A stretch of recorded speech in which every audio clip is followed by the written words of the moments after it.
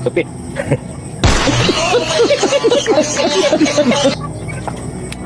Sarap ng kape sa umaga mga garden.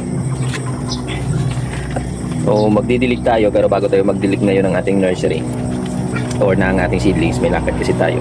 Tunawan muna natin itong ating gamit. Ay, tangi. Yung Growmore na Travel 20, ito yung gamit natin na pang-fertilize sa ating seedlings. Maraming nagtatanong, ito na po, ito po yung gamit ko. Hindi po ako nang gumagamit ng ibang uri ng foliar or crystallized fertilizer. Hindi rin po ako gumagamit ng granule, tinigilan ko na po. No? So ito na po yung aking gamit, yung Growmore Triple 20. Kung meron lang available ng Yara ngayon, baka gumamit pa po ako balik ng granule. Isang gram, depende sa edad ng aking tanim or ng aking seedlings. Merong hindi naman naubos to, merong 4 na drum sa 1 kilo, pero kapag medyo malaki na, nagiging 3 o 2 drum na lang yung pinagtitimplahan ko ng 1 kilong to, no? So to, ang kapartner nito ay yung NIV 88 Ultra ni ABC, ni Allied Botanical Corporation.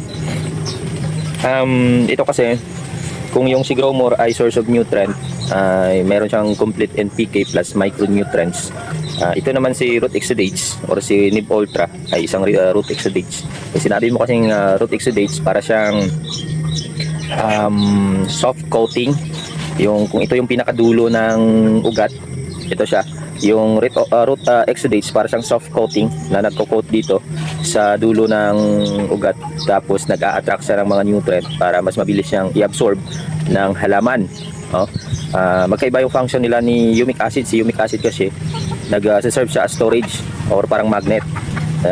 Ito siya, si root exudates or si NIV 88 Ultra, para siyang attractant sa dulo ng ugat. So mas mabilis yung absorption ng nutrients gamit ang NIV Ultra or NIV 88 Ultra. Ayun lang, yun yung ating kombinasyon or every time na magdilig tayo or mag-abono tayo ng ating seedlings. Ayos, so good luck mga ka-garden, God bless po, happy Monday.